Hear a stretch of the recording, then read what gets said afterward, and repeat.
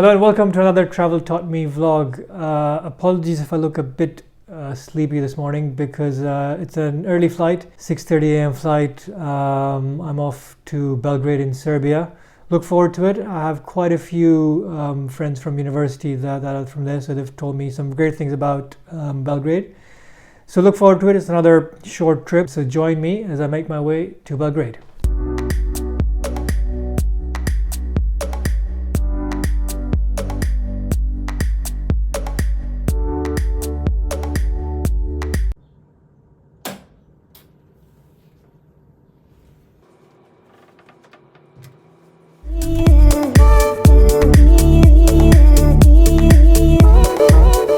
Hi and welcome from Belgrade in Serbia, just by the fortress of Belgrade here. It's very nice and peaceful. And as I always like to do, gonna go up and check out some nice views of the city. So let's go.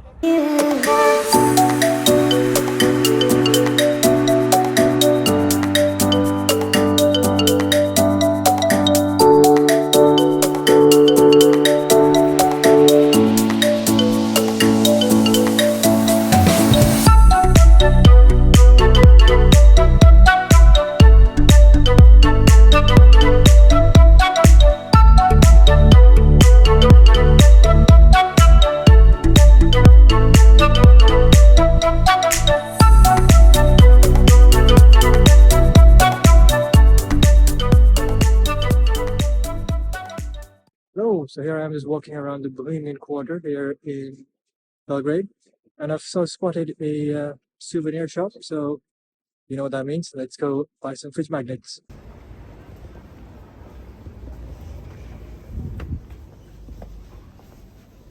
No.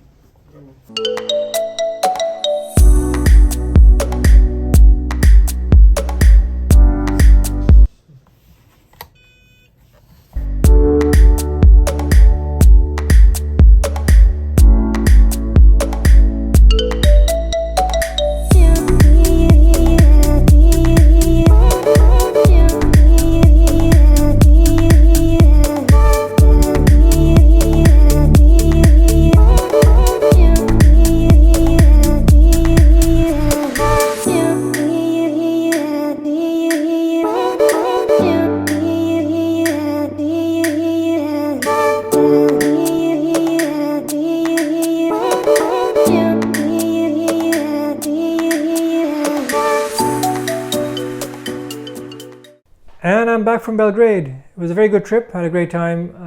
Just a short and sweet trip for a couple of days, but I enjoyed it. So let's do a quick review of my trip, where I stayed, what I did, what I'd recommend you should do when you go there, what you should avoid. So firstly, accommodation. I stayed right near the city center at Hotel Opera, which is right by Republic Square. The hotel was decent. Location wise, probably a 9 or 10. The room was okay. The facilities as well, they had a gym and stuff, which I didn't really get to use. Breakfast was also okay. It wasn't it was a 3-star hotel, so for the price I think it was okay, but mainly for me it was about the location, which really wanted. But if you're looking for a very luxurious place to stay, it's probably not it. So that's the first thing. Things to be aware of. So most of my kind of exploration was done on foot. I spoke to a couple of people that I know in Belgrade, and they did say, or they discouraged me from using the public transport system. Although the red trams and buses look very tempting, but I don't speak the language, so it's a bit difficult to navigate, and the city center is quite easy to walk around, so I didn't have much of an issue with that. But if you do want to venture out further out, then really researching how you're going to get there, if you use public transport or using a taxi. And speaking of taxis, so I think one of the things one needs to be aware of when going to Belgrade is there are a lot of taxi scams. So you need to make sure that you kind of are booking the right taxi. When you get to the airport at arrivals, you will get harassed by a lot of taxi drivers, as I did. But you need to go to there is an official taxi stand at arrivals where you can go and book an official taxi to go to the city center. And also if you're trying to get a cab from the city center to go anywhere, try and get your hotel to book it for you. or there are a couple of apps, Cargo and Yandex, which you can download and use. But again, language is an issue when you're using these apps, so again, just be careful. But avoid trying to hail a cab from the cities, just off the street in the city center, because there is a chance that you might get scammed. I did use a taxi service company, which I'll put a link down in the description. It's not a sponsored video, it's just the one I used to the airport from the city center, which was booked via the hotel, and it was all pretty legit. And you know, cost wise, a taxi from the airport to the city center should not cost you more than 3,000 to 3,500 dinars, which roughly is around 20 to 25 pounds. So yeah, that's one thing to be careful of. But I've heard of stories where people have had to pay 5,000-6,000 just because they got scammed by the taxi.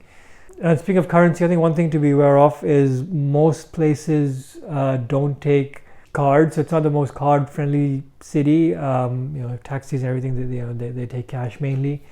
Obviously, all the kind of restaurants and cafes are the kind of the larger ones. They'll take card payments, but a lot of the transactions are still done by cash. It's very difficult to find Serbian dinars before you travel from wherever you're traveling from, but you can get them from a cash machine when you get there, or from money exchangers. Again, you need to be careful. Make sure you Google what the exchange rate is, and you get an exchange rate close to that. If you have like a prepaid travel card like a Revolut or a Monzo, you can use that and use an ATM machine to withdraw cash. Again, some machines charge money, some don't, so you just need to be aware that you're not paying an extra much money in commissions. So that's kind of the main tips and tricks of Belgrade. So let me know what you think, and please do subscribe to my channel and stay tuned for more exciting travel vlogs. Thank you.